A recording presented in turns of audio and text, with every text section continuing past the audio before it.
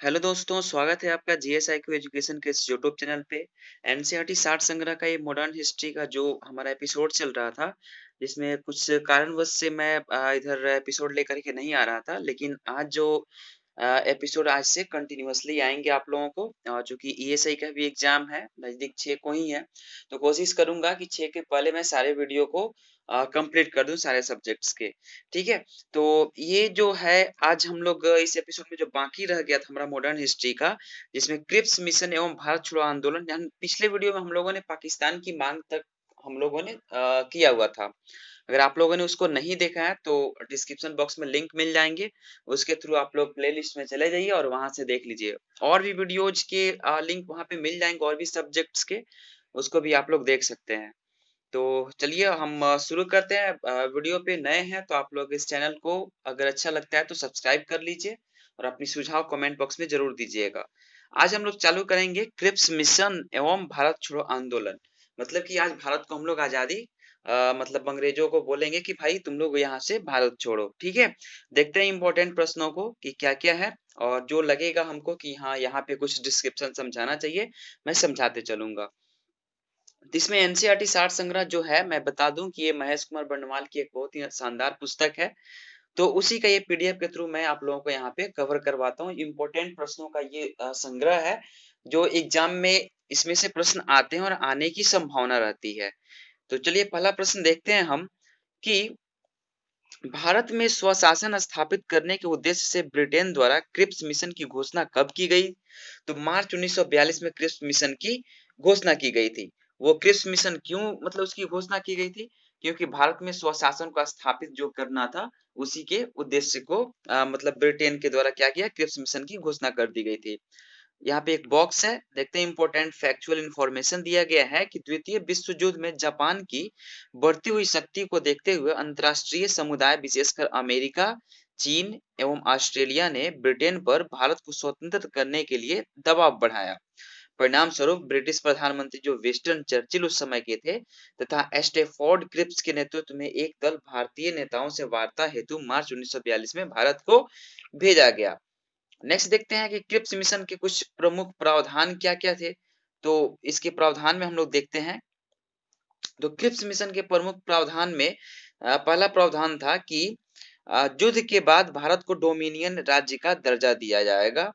भारतीयों को अपना संविधान निर्मित करने का अधिकार दिया जाएगा, जिसके लिए युद्ध के बाद एक संविधान निर्मात्री परिषद बनेगी, जिसमें ब्रिटिश भारत के प्रांतों के निर्वाचित सदस्य और देसी रजवाड़ों के प्रतिनिधि शामिल होंगे। ब्रिटिश भारत का कोई प्रांत यदि नए संविधान को स्वीकार न करना चाहे, तो उसे वर्तमान संवैधानिक स्थिति बनाए रखने का अधिकार होगा। नए संविधान को न स्वीकार करने वाले प्रांतों को अपना अलग संविधान बनाने की आज्ञा होगी। नेक्स्ट पॉइंट ये है कि नेक्स्ट प्रावधान ये भी किया गया था कि युद्ध के दौरान ब्रिटिश वायसराय की एक नई कार्यकारी परिषद का गठन किया जाएगा, जिसमें भारतीय जनता के प्रमुख वर्गों के प्रतिनिधि शामिल होंगे, परंतु रक्षा मंत्रालय जो है वो ब्रिटिश नेतृत्व के पास रहेगा। अगला प्रश्न देखते हैं कि 14 जुलाई 1942 को कांग्रेस कार्य समिति द्वारा भारत छोड़ो आंदोलन का प्रस्ताव कहां पारित किया गया? तो वर्धा, वर्धा में पारित किया गया। भारत छोड़ो आंदोलन किसके नेतृत्व में संचालित किया गया? तो महात्मा गांधी के नेतृत्व में भारत छोड़ो आंदोलन को संचालित किया गया। लेकिन एक प्रश्न ये भी आता है, लेकिन इस आंदोलन का कोई नेतृत्वकर्ता नहीं था, क्योंकि महात्मा गांधी को उस समय भी गिरफ्तार कर लिया गया था। ठीक है, आगे देखते हैं। फैक्चुअल इंफॉर्मेशन एक यहाँ पे देखेंगे हम कि 7 अगस्त 1942 को बम्बई के ऐतिहासिक ग्वालियर टैंक में अखिल भारतीय कांग्रेस कमेटी की वार्षिक बैठक हुई, जिसमें वर्धा प्रस्ताव यानी कि जिसको भारत छोड़ो आंदोलन की पुष्टि हुई, और कुछ संशोधनों के बाद 8 अगस्त 1942 को यह प्रस्ताव स्वीकार कर लिया गया और भारत की स्वतंत्रता संघर्ष के अंतर्गत अंग्रेजों के विरुद्ध भारत छोड़ो आंदोलन प्रारंभ करने की घोषणा की गई। भारत छोड़ो आंदोलन कब प्रारंभ हुआ?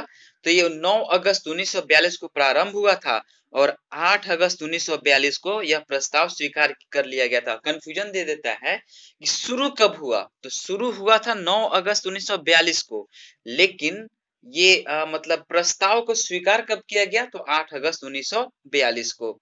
आगे देखेंगे हम कौन सा प्रश्न है देखते हैं। तो यहाँ पे फैक्चुअल इंफॉर्मेशन दिया गया है कि भारत छोड़ो आंदोलन के दौरान गांधी जी के द्वारा करो या मरो का नारा दिया गया, जबकि करो या मरो नारे का वास्तविक वास्तुकार यूसुफ मेहर अली को माना जाता है। करो या मरो भारत छोड़ो आंदोलन के दौरान गांधी जी ने दिया था, लेकिन इसका वास्तविक जो वास्तुकार जो थे वो कौन थे, तो यूसुफ मेहर अली को माना जाता है। जब भारत छोड़ो आंदोलन प्रस्ताव पारित किया गया, उस समय कांग्रेस के अध्यक्ष कौन थे, तो 1942 जो 8 अगस्त 1942 को पारित किया गया था। तो उस समय जो उस समय के कांग्रेस के अध्यक्ष थे वो कौन थे, तो मौलाना अबुल कलाम आजाद थे, जो बाद में हमारे शिक्षा मंत्री बनते हैं। ठीक है, आगे देखते हैं कि भारत छोड़ो आंदोलन के समय इंग्लैंड का प्रधानमंत्री कौन था।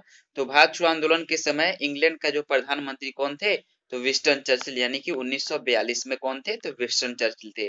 भारत छोड़ो आंदोलन के दौरान महात्मा गांधी का साथ देने वाले अमेरिकी पत्रकार कौन थे, तो लुई फिशर का नाम आता है। कब आता है, तो 1942 में महात्मा गांधी के इन्होंने सहयोग किया था। ऑपरेशन जीरो आवर किससे संबंधित है, तो भारत छोड़ो आंदोलन के दौरान गांधी जी समेत प्रमुख नेताओं की गिरफ्तारी से। हुआ क्या था कि जब भारत छोड़ो आंदोलन में करो या मरो का नारा दे दिया गया था, मतलब कि अब अंग्रेजों यहाँ से भारत छोड़ो, ठीक है, भारत मतलब अंग्रेजों अब भारत छोड़ दो। तो उस समय अंग्रेज मतलब वहां का जो प्रशासन था उन्होंने ऑपरेशन जीरो हावर चलाया, जिसके अंतर्गत सभी प्रमुख नेताओं की क्या की गई थी, गिरफ्तारी कर दी गई थी। भारत छोड़ो आंदोलन के दौरान महात्मा गांधी को गिरफ्तार करके कहाँ रखा गया था, बहुत ही इंपॉर्टेंट प्रश्न है ये, एग्जाम में आते हैं।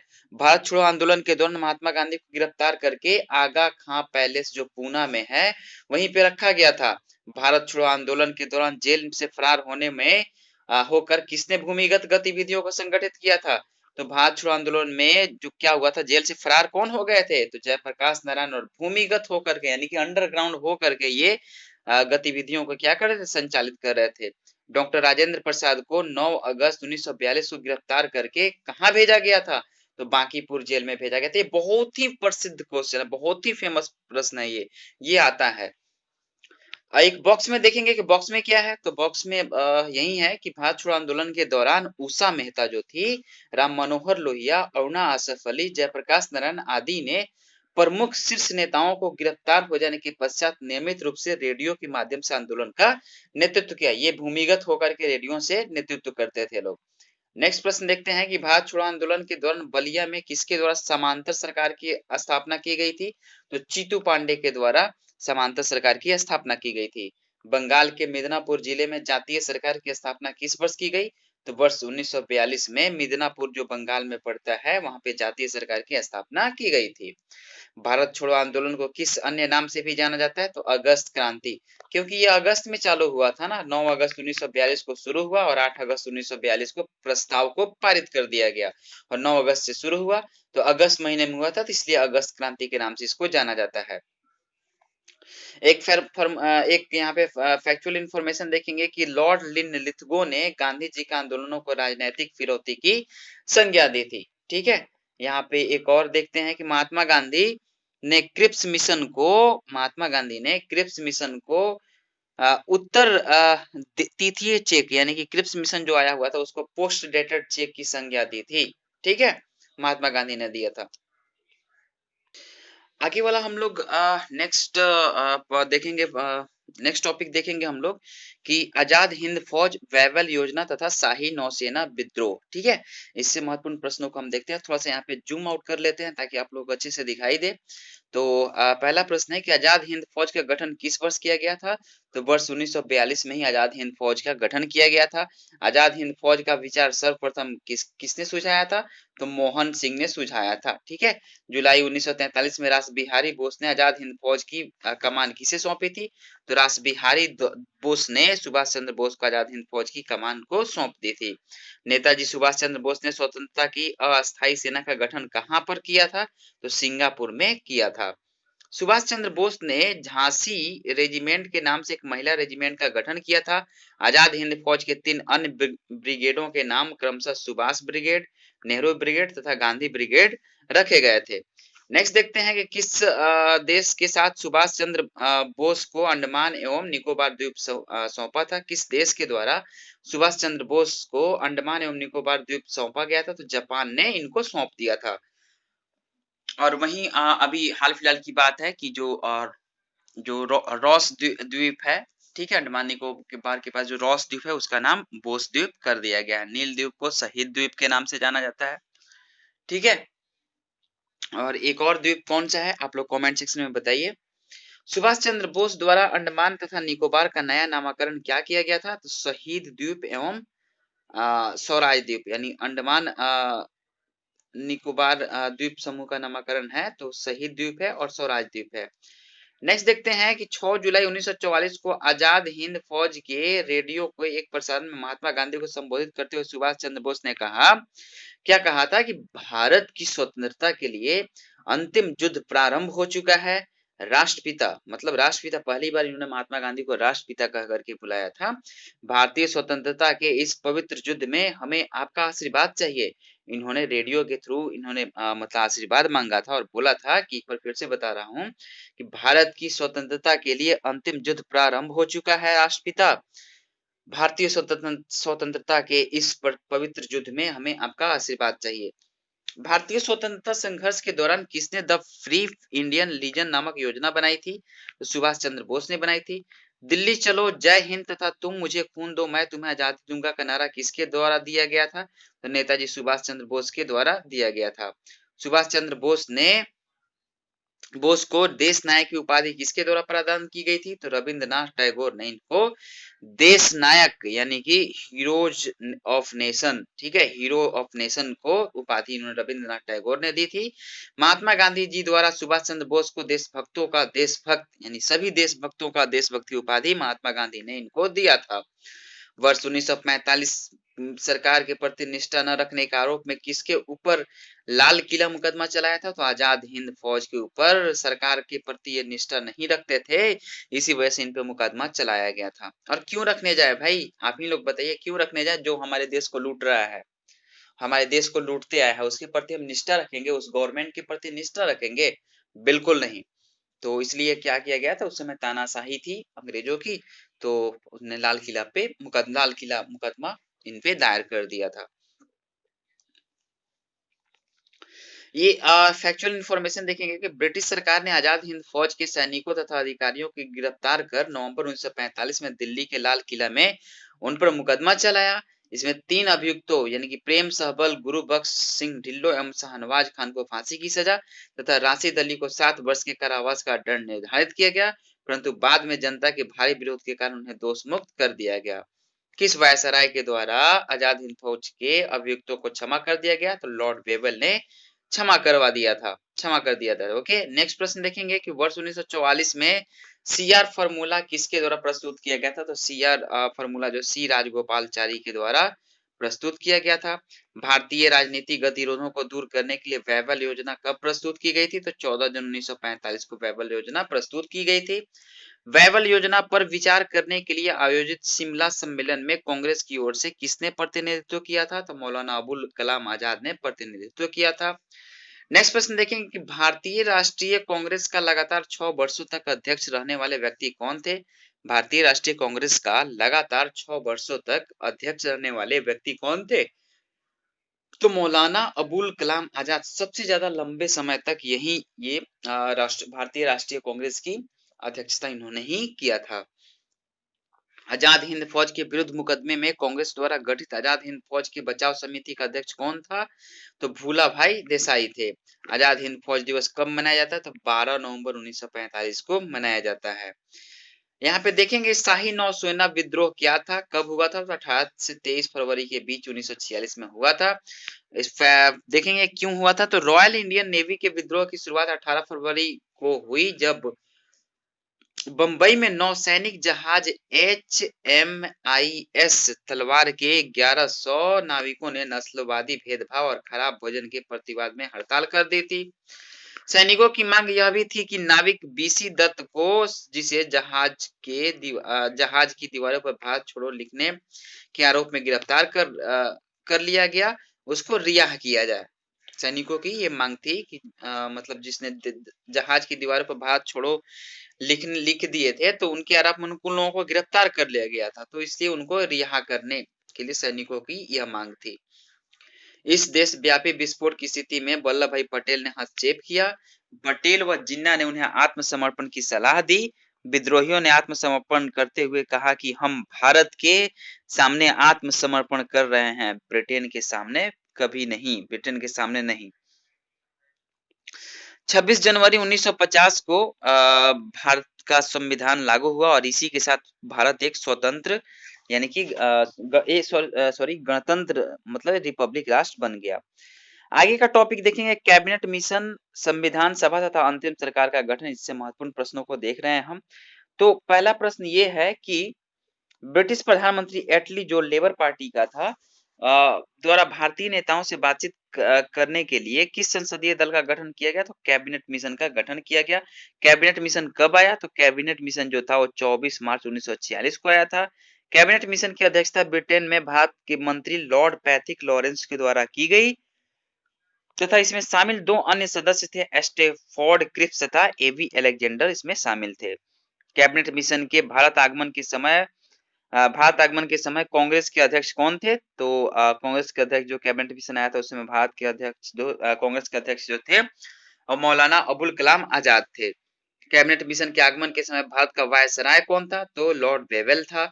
कांग्रेस के किस प्रमुख नेता द्वारा कैबिनेट मिशन का पूर्ण समर्थन किया गया? तो महात्मा गांधी के द्वारा कैबिनेट मिशन का पूर्ण समर्थन किया गया।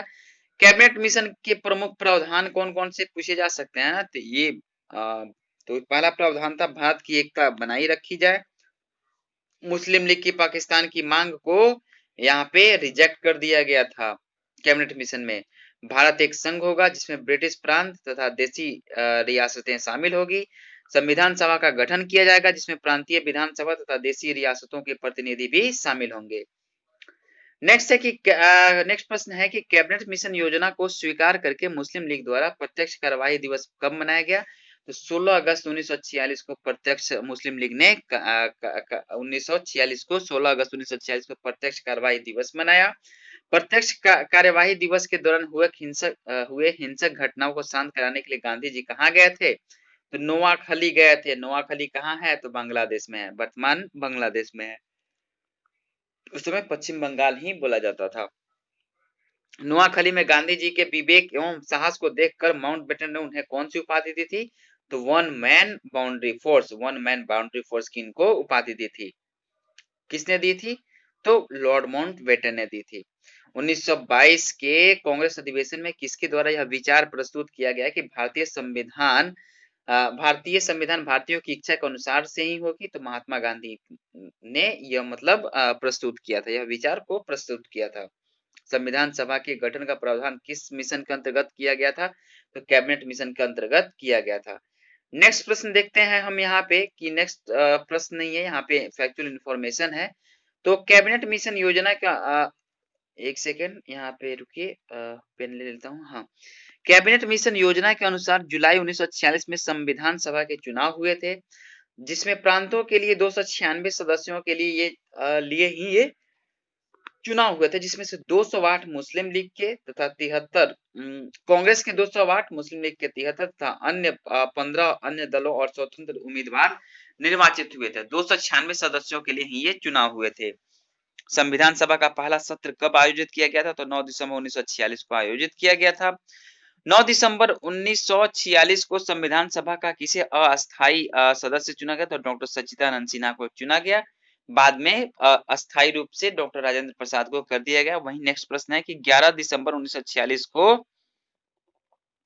संविधान सभा की दूसरी बैठक में किसको अस्थायी अध्यक्ष चुना गया? तो राजेंद्र प्रसाद को चुना गया। वायसराय वेवेल द्वारा किसे अंतरिम सरकार बनाने का निमंत्रण दिया गया? तो जवाहरलाल नेहरू को निमंत्रण दिया गया था।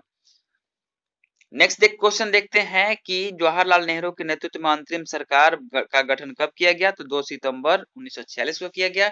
लियाकत अली सहित मुस्लिम लीग के 5 सदस्य कब अंतरिम सरकार में शामिल हुए थे? तो 26 अक्टूबर 1946 को शामिल हुए थे। अब यहाँ पे आप लोग अंतरिम सरकार का मंत्रिमंडल को मैं अब दिखा देता हूँ कौन कौन सा है। तो अंतरिम सरकार का मंत्रिमंडल क्या था? तो एक तरफ सदस्य और एक तरफ विभाग। तो जवाहरलाल नेहरू का जो विभाग था वो कार्यकारी परिषद के उपाध्यक्ष थे, विदेश मामले एवं राष्ट्रमंडल से संबंधित मामले को ये देखते थे।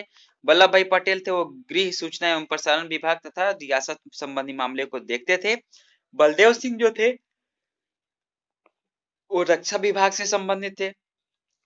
थोड़ा सा टिक्रम कर सकते हैं आप, बलदेव, बल रक्षा किससे होती है? तो बल से ही होती है ना, तो कर सकते हैं। जॉन मथाई जो थे उद्योग एवं आपूर्ति विभाग थे। सी राजगोपालाचारी जो थे वो शिक्षा विभाग थे। सी एच भाभा जो थे वो कार्य खान तथा बंदरगाह से संबंधित थे। डॉक्टर राजेंद्र प्रसाद जो थे वो खाद्य एवं कृषि विभाग से संबंधित थे। ओके। आसफ अली रेल विभाग से। जगजीवन राम श्रम विभाग से।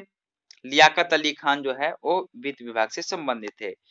एक देख सकते हैं एक फैक्ट है यहाँ पे, फैक्चुअल इन्फॉर्मेशन है कि अशफाकुल्ला खान को पहले मुस्लिम क्रांतिकारी थे जिन्हें स्वतंत्रता संघर्ष के दौरान फांसी दी गई थी। अशफाकुल्ला खान पहले मुस्लिम क्रांतिकारी थे जिन्हें स्वतंत्रता संघर्ष के दौरान फांसी दी गई थी।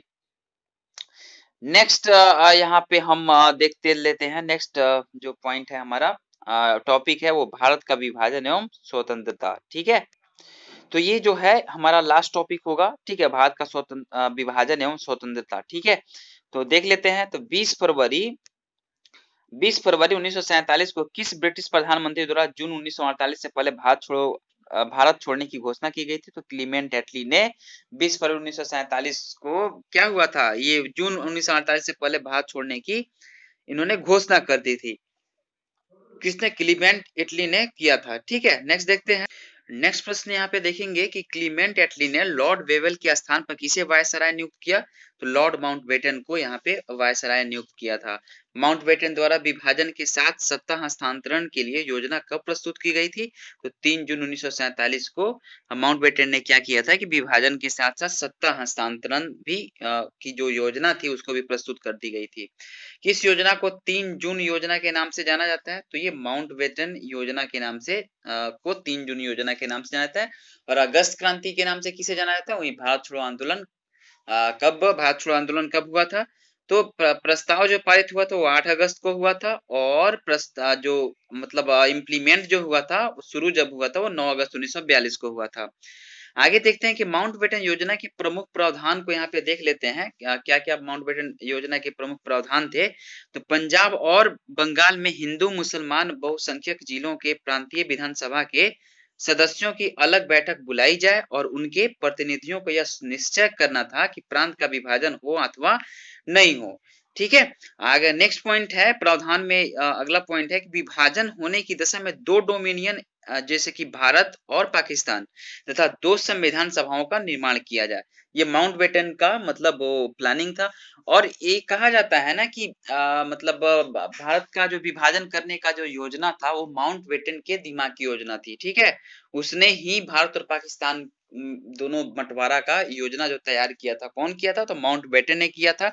जबकि कुछ आप लोग व्हाट्सएप यूनिवर्सिटी और फेसबुक यूनिवर्सिटी आजकल आप लोगों को पता है ही, तो उसमें गांधी जी को क्रिटिसाइज किया जाता है, लेकिन ऐसा कुछ नहीं है। आप लोग ऐसा एग्जाम जब मेंस भी लिखेंगे बीपीएससी का या फिर यूपीएससी का, तो आप लोग ऐसी कमेंट करने से बचेंगे, ऐसी चीजों को नहीं लिखेंगे।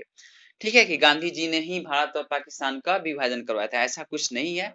ये लोग मतलब जो है ना फेसबुक यूनिवर्सिटी से जो लोग पढ़े हुए हैं, हाँ, जो फेक न्यूज है, ठीक है, उसको वो लोग सोशल मीडिया के थ्रू माउंटबेटन का जो प्रावधान था, ठीक है, योजना का प्रावधान था, उसमें नेक्स्ट ये है कि उत्तर पश्चिमी सीमांत प्रांत तथा असम के सिलहट जिले में जनमत संग्रह द्वारा यह पता लगाया जाएगा कि वे भारत के किस भाग के साथ रहना चाहते हैं। ठीक है, मतलब कि वो मतलब असम का जो सिलहट जिले का जो जनमत संग्रह, वहाँ पे लोगों के द्वारा ये पूछा जाना था कि वे भारत के किस भाग के साथ रहना चाहते हैं। ठीक है, विभाजन के गतिरोध को दूर करने के लिए सीमा आयोग एक बाउंड्री कमीशन का एक गठन किया गया था। बाउंड्री कमीशन क्या मतलब जो गतिरोध जो था विभाजन के, मतलब कि आप एक जगह से दूसरे जगह का माइग्रेट कर रहे हैं, तो जाहिर सी बात है कि आपका यहाँ पे जैसे कि मैं यहाँ पे एक इंडिया बना देता हूँ। ठीक है, इंडिया का मैप थोड़ा सा गड़बड़ हो गया। ठीक है, कलम सही से नहीं चल रहा है। ठीक है ये इंडिया हो गया। तो ये जो है ना हमारा, ये बाउंड्री हो गया पाकिस्तान के साथ। तो पहले भारत और पाकिस्तान एक में ही था। ठीक है, तो मतलब पाकिस्तान जो ये पूरा जो क्षेत्र था वो भारत में ही था। अब क्या है कि यहाँ पे जो गतिरोध उत्पन्न होगा, क्यों? क्योंकि यहाँ पे क्या हो गया कि यहाँ के लोग माइग्रेट करके इधर जा रहे हैं, इधर के लोग माइग्रेट करके इधर आ रहे हैं। माइग्रेट का मतलब यहाँ पे ये सेंस है कि मतलब जब बंटवारा हो गया, जैसे कि जिनका मन है कि पाकिस्तान में रहेंगे तो पाकिस्तान में रहेंगे, जिनका मन है हिंदुस्तान में जाने का वो हिंदुस्तान में रहेंगे। ओके। तो इसमें क्या होगा कि गतिरोध उत्पन्न होता है, ठीक है। अब जब एक जगह से दूसरी जगह हो सके कि जबरदस्ती भी कुछ लोग कुछ मतलब कुछ लोगों को भेजा जा रहा है ना भाई तुम पाकिस्तान ही जाओ, और या फिर जबरदस्ती भी भेजा ना भाई तुम हिंदुस्तान में ही जाओ, नहीं तो मैं तुम लोगों को ऐसे ये कर दूंगा वो कर दूंगा।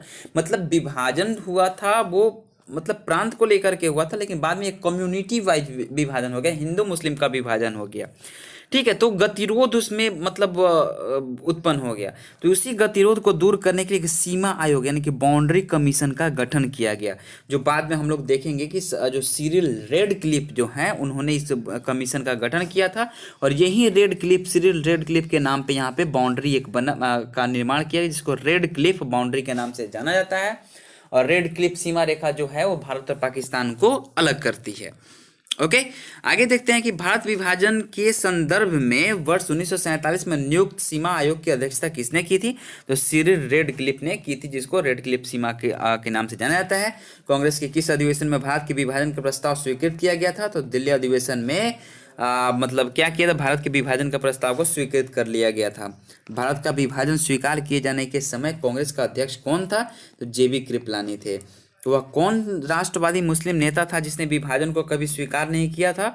तो खान अब्दुल गफ्फार खान। पहचानते हैं खान अब्दुल गफ्फार खान कौन थे? इनका नाम हम लोग फ्रंटियर गांधी के नाम से भी जानते हैं, और इनको सीमांत गांधी के नाम से भी जाना जाता है। ये पहले पहले मुस्लिम राष्ट्रभक्त थे, राष्ट्रवादी मुस्लिम नेता थे, जिन्होंने विभाजन को कभी स्वीकार नहीं किया, बोलते थे विभाजन बेकार में हुआ है। ओके। यहाँ पे फैक्चुअल इन्फॉर्मेशन देखते हैं बॉक्स में क्या है? तो बॉक्स में है कि माउंट बेटन ने भारत की आज़ादी के लिए डिकी वर्ड प्लान तैयार किया था, जिसे नेहरू ने यह कहते हुए अस्वीकार कर दिया था कि यह योजना भारत के बाल्कनीकरण को आमंत्रित करेगी, इसलिए इस योजना को बाल्कन प्लान भी कहा जाता है। अब देखिए डिकी वर्ड प्लान को जो तैयार किया था किसने? माउंट बेटन ने किया था, जिसे नेहरू ने क्या किया? नेहरू ने यह कहते हुए अस्वीकार कर दिया था, भाई खारिज कर दिया था, रिजेक्ट कर दिया था कि यह जो योजना है भारत को बालकनी को आमंत्रित करेगी, और बाल्कन प्लान भी इसी प्लान को डिकी बर्ड प्लान को बोला जाता था। ओके। आगे वाला प्रश्न देखते हैं हम। सबसे प्रश्न क्या है कि ब्रिटिश सांसद द्वारा 18 जुलाई 1947 ईस्वी को किस नाम से माउंट बेटन योजना को स्वीकृति प्रदान की गई थी?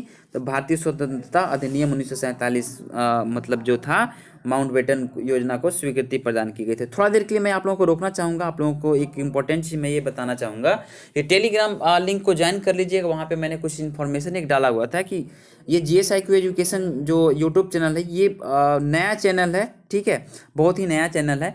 तो मतलब क्वालिटी आप लोग देख सकते हैं कि इसमें बहुत सारे वीडियो का क्वालिटी या फिर मतलब पढ़ाने का जो भी जो कुछ भी है वो आप लोगों को अच्छा लगता है, तो आप लोग इस चैनल को थोड़ा सा सपोर्ट कर दीजिए, ताकि जैसे ही कुछ सब्सक्राइबर्स की ज़रूरत होती है, जैसे ही सब्सक्राइबर कुछ हो जाएंगे तो मैं मतलब यहाँ पे क्या करूँगा, लाइव आकर के BPSC का आपका प्रैक्टिस सेट करवा दूंगा, ठीक है। तो इसको थोड़ा सा शेयर कर दीजिए अपने दोस्तों के साथ। जैसे कि कोई व्हाट्सअप ग्रुप, हर एक किसी के पास 3-4 व्हाट्सअप ग्रुप होते ही हैं, जिसमें मतलब स्टडी से रिलेटेड जो तैयारी कर रहे हैं, जो सीरियस एस्पायरेंट है। उसके बाद से टेलीग्राम लिंक पे भी आप लोग शेयर कर दीजिए, अपने फेसबुक सोशल मीडिया का हैंडल जो भी है वहाँ पे आप लोग इसको शेयर कर देंगे तो सब्सक्राइबर हो सकते हैं। अपने दोस्तों को सब्सक्राइब भी करवा दीजिए। अच्छा चैनल है, ठीक है, मतलब पढ़ाई से रिलेटेड मैं आप लोगों को बहुत हेल्प प्रोवाइड करवाऊँगा, ठीक है। और जैसे ही कुछ सब्सक्राइबर्स और हो जाएंगे तो मैं लाइव आकर के आप लोगों को मतलब क्विज करवाने वाला हूं, और लाइव प्रैक्टिस सेट करवा दूंगा BPSC के लिए, ठीक है। करंट अफेयर्स का भी मैं करवा सकता हूं, ओके। तो आप लोग थोड़ा सा शेयर कर दीजिए। और चलिए ठीक है, आगे देखते हैं हम। भारतीय स्वतंत्रता अधिनियम 1947 जो था वो उसके प्रावधान को देखेंगे कि इसमें क्या क्या प्रावधान थे। तो 15 अगस्त 1947 से भारत और पाकिस्तान नामक दो भागों में बांट दिया जाएगा। ये कैसे हुआ भाई? भारत और पाकिस्तान नामक दो भागों में बांट दिया जाएगा। जैसे कि ये अपना भारत, ये अपना प्यारा भारत हो गया, ठीक है, ये अपना प्यारा भारत हो गया ना। अब क्या है कि इसमें क्या था कि इधर वाला जो भाग था ये भाग जो था वो पाकिस्तान का था, PA के, ठीक है। पाकिस्तान को उस समय ये टोटल भारत के ही क्षेत्र में आता था, ओके। लेकिन जैसे ही ये बांट दिया गया, मतलब बाउंड्री कमीशन के द्वारा, ये रेड क्लिफ के द्वारा, जैसे ही माउंट बेटन प्लान के योजना के तहत ये बंटवारा जब हो गया, तो क्या हुआ कि ये इधर वाला भाग जो है पाकिस्तान हो गया और इधर वाला भाग जो है वो भारत हो गया, ठीक है। तो संपूर्ण भारत को दो भागों में बांट दिया गया। तो एक भाग को भारत और दूसरे भाग को पाकिस्तान नामक दो भाग, मतलब पाकिस्तान नाम से वो हुआ, ठीक है, पाकिस्तान उसका नाम पड़ा। प्रत्येक अधिराज्य यानी कि डोमिनियन जो था एक गवर्नर जनरल होगा जिसकी नियुक्ति इंग्लैंड का सम्राट करेगा। मतलब कि जोर जल जाए लेकिन ऐठा ना छोटे, ठीक है, मतलब नियुक्ति जो है इंग्लैंड का सम्राट ही करेगा। भले हम दे दिए क्षेत्र को, आजाद कर दिए भारत को, लेकिन नियुक्ति कौन करेगा? इंग्लैंड का सम्राट ही करेगा। कब तक करेगा आगे देखते हैं। नए संविधान का निर्माण होने तक दोनों राज्यों का प्रशासन भारत शासन अधिनियम 1935 के अनुसार चलाया जाएगा, ठीक है, भारत शासन अधिनियम 1935 के अनुसार चलाया जाएगा नए संविधान का निर्माण होने तक। भारतीय रजवाड़ों को स्वतंत्र रहने का विकल्प नहीं दिया जा सकता, उन्हें या तो भारत में रहना होगा या पाकिस्तान में, जो कि दो प्रांत बंट गया था ना, एक पाकिस्तान और एक भारत। तो रजवाड़े जो भारतीय रजवाड़े थे उनको अकेले नहीं रहने दिया जाएगा कि भाई आप भारत में रहोगे और पता चलेगा कि मैं अपना खुद का एक राजा, मतलब राजा हूँ और खुद का एक राज्य चलाऊंगा, ऐसा कुछ नहीं, ठीक है। या तो आपको इंडिया में रहना है, नहीं तो पाकिस्तान में रहना है, जहां मर्जी वहां रहना है, ओके। भारत की स्वतंत्रता के समय कांग्रेस का अध्यक्ष कौन था? तो भारत की स्वतंत्रता 1947 में हुई थी ना, तो उस समय जो कांग्रेस का अध्यक्ष जेबी कृपलानी थे। भारत का अंतिम वायसराय कौन था? तो लॉर्ड माउंटबेटन था। तो देखिए भारत का अंतिम वायसराय जो होगा वही प्रथम गवर्नर जनरल होगा, क्योंकि जैसे ही भारत स्वतंत्र होता है उसके बाद से वायसराय का पोस्ट यहाँ से खत्म कर दिया जाता है। वायसराय का मतलब ये होता है कि वहाँ का जो मतलब ब्रिटेन का जो क्या बोलते हैं उसको, होम सेक्रेटरी जो होता है ना, गृह सचिव, मतलब गृह मंत्रालय जो होता है, ठीक है, वहाँ जो नियुक्ति कौन, वायसराय, उसका प्रतिनिधित्व कौन करता है? वायसराय करता है, ठीक है। ब्रिटेन ब्रिटेन में वायसराय जो है वो करता था, वो मतलब होम सेक्रेटरी का जो प्रतिनिधित्व करता था वो वायसराय करता था। लेकिन पता चला कि भारत तो आज़ाद हो गया, तो भारत आज़ाद हो जाएगा तो उसके बाद से क्या होगा, वो गवर्नर जनरल हो जाएंगे, ठीक है, गवर्नर जनरल करेंगे। वायसराय का पोस्ट खत्म और गवर्नर जनरल आ गया, ठीक है। तो स्वतंत्र भारत के जो प्रथम गवर्नर जनरल लॉर्ड माउंटबेटन और अंतिम वायसराय कौन होंगे? तो लॉर्ड माउंटबेटन ही होंगे। स्वतंत्र भारत के प्रथम एवं अंतिम भारतीय गवर्नर जनरल कौन थे? भारतीय गवर्नर जनरल, स्वतंत्र भारत 1947, ओके, आजाद हो गया देश, तो प्रथम और अंतिम भारतीय गवर्नर जनरल कौन होंगे? तो सी राजगोपालाचारी होंगे। कांग्रेस के किस प्रमुख नेता ने स्वतंत्रता दिवस के समारोह में भाग नहीं लिया था? तो महात्मा गांधी ने भाग नहीं लिया था। ये क्वेश्चन आता है। आगे देखते हैं कि 15 अगस्त 1947 की मध्य रात्रि में केंद्रीय असेंबली में जन गण मन तथा इकबाल द्वारा रचित सारे जहां से अच्छा हिंदुस्तान हमारा किसके द्वारा गाया गया? तो MS सुब्बुलक्ष्मी के द्वारा ये गाया गया था। आप लोगों ने इस गाने को प्रेयर के रूप में अपने स्कूल में किया होगा कि सारे जहां से अच्छा हिंदुस्तान हमारा, हम बुलबुलें हैं इसकी ये गुलसिता हमारा हमारा, सारे जहां से अच्छा हिंदुस्तान हमारा। ये मतलब ये इकबाल ने इसको रचा था, ठीक है। तो MS सुब्बुलक्ष्मी ने पहली बार इसको 15 अगस्त 1947 की मध्य रात्रि में केंद्रीय असेंबली में इसको गाया था। प्रथम बार भारत के प्रधानमंत्री की नियुक्ति किसके द्वारा की गई थी? तो प्रथम बार भारत की नियुक्ति की जो है वो गवर्नर जनरल के द्वारा की गई थी। पाकिस्तान का प्रथम गवर्नर जनरल कौन था? तो मोहम्मद अली जिन्ना था। नेक्स्ट देखते हैं कि भारतीय संविधान को पूर्ण रूप से लागू कब हुआ था? 26 जनवरी 1950 को पूर्ण रूपेण लागू हो गया। भारत की स्वतंत्रता के पश्चात लोकसभा का प्रथम अध्यक्ष किसे बनाया गया? तो जीवी मावलंकर को लोकसभा का प्रथम अध्यक्ष बनाया गया। वर्तमान में भारतीय लोकसभा के अध्यक्ष कौन है? आप लोग कमेंट बॉक्स में बताइए। चलिए मैं बता देता हूँ, ओम बिरला है, उनकी कॉन्स्टिट्यूएंसी जो है वो कोटा से है, ओके। तो नेक्स्ट देखते हैं, यहाँ पे एक फैक्चुअल इन्फॉर्मेशन है कि गांधी जी की मृत्यु जो है, गांधी जी की मृत्यु 30 जनवरी 1948 पर जो हुई थी। जवाहरलाल नेहरू ने कहा था हमारे जीवन से प्रकाश गायब हो गया, तो गांधी जी की मृत्यु नहीं हुई थी। गांधी जी का एसेंसिएशन हुआ था, उनका हत्या किया गया था। किसने किया था? नाथूराम गोडसे ने किया था। बहुत लोग नाथूराम गोडसे को मतलब अच्छा मानते हैं, वो इसलिए कि मतलब गांधी जी का उन्होंने उसने हत्या किया। तो ये तो उनकी व्यक्तिगत मतलब विचार हुए, लेकिन गांधी जी की जो विचार हैं वो बहुत अलग हैं। गांधी जी का विचार को सारे वर्ल्ड फॉलो कर रहे हैं। तो कृपया करके आप लोग एग्जाम में जब भी लिखेंगे, मेंस का भी लिखेंगे, तो आप लोग इस चीज़ से बचिएगा कि नाथूराम गोडसे का फेसबुक और व्हाट्सएप यूनिवर्सिटी का ज्ञान को वहाँ पे इम्पोज नहीं करना है। अगर कीजिएगा तो नंबर तो मिलेंगे नहीं, ठीक है। नाथूराम गोडसे गलती किए, ठीक है, गांधी जी की हत्या करके, जिनकी वजह से इनको फांसी की सज़ा हुई थी, फांसी भी दे दिया गया इनको, ठीक है। तो गांधी जी का जो विचार है उसको हम लोग ख़त्म कोई नहीं कर सकता गांधी जी की वजह से, या फिर ऐसा नहीं कि और क्रांतिकारी नहीं थे, सभी क्रांतिकारी। अगर कोई बोल रहा है कि गांधी जी अच्छे, तो इसका मतलब ये नहीं कि चंद्रशेखर आज़ाद और भगत सिंह, सुखदेव, राजगुरु, अशफाक उल्ला खान, इन लोगों की शहादत बेकार गई, बिल्कुल नहीं, ऐसा कुछ नहीं, ठीक है। इसका मतलब ये नहीं ना हुआ कि अगर मैं बोल दूं कि गांधी जी अच्छे हैं, तो इसका मतलब ये कहाँ मैं कहाँ ये बोल रहा हूँ कि चंद्रशेखर आज़ाद बुरे हो गए, या फिर अशफाक उल्ला खान बुरे हैं, या फिर भगत सिंह बुरे हैं, ऐसा तो मैंने नहीं बोला ना। तो ये सोच जो है ये फेसबुक और व्हाट्सएप यूनिवर्सिटी की है कि आप लिख दोगे कि गांधी जी को हम सपोर्ट करते हैं, गांधी जी का विचार अच्छा है, तो आपके भी फ्रेंड लिस्ट में और ऐसे ही फॉलोअर्स लिस्ट में मिल जाएंगे, जो आपको आकर के मतलब अच्छे खासे शब्दों का प्रयोग करके आपके कमेंट बॉक्स को भर देंगे, और सामने होने पे हाथापाई भी बहुत जगह तक हो जाती है। तो ऐसी चीज़ों से आप लोग बचिए, ठीक है। और गांधी जी की एक बहुत ही अच्छी पुस्तक है my experiment with the truth, मतलब मेरे सत्य के साथ प्रयोग, उनकी ऑटोबायोग्राफी है, उसको पढ़िए, और बहुत ही अच्छी पुस्तक है। मैंने पढ़ा है उसको, पढ़िए, लाइफ में बहुत चेंजिंग आएगी। ओके, तो ये तो अलग की बात है, लेकिन इसी के साथ हमारा जो मॉडर्न हिस्ट्री का जो एपिसोड है समाप्त होता है यहीं पे। इसमें से एक और वीडियो मैं लेकर के आऊँगा जिसमें विविध जो मिसलेनियस प्रश्न जो छूट गए हैं उसको मैं करवा दूंगा, ठीक है।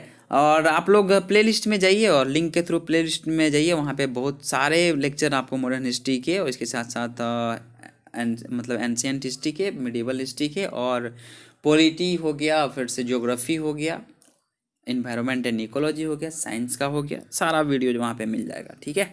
तो बने रहिए जीएसआईक्यू एजुकेशन के साथ। प्लीज़ अगर आप नए हैं तो इसको सब्सक्राइब कर लीजिए, अपने दोस्तों को शेयर कर दीजिए। मिलते हैं फिर नेक्स्ट वीडियो में, तब तक के लिए आप सब किसी का बहुत बहुत धन्यवाद जीएसआईक्यू एजुकेशन के साथ जुड़े रहने के लिए, और इसको इतना सारा प्यार और सपोर्ट देने के लिए। मिलते हैं नेक्स्ट वीडियो में।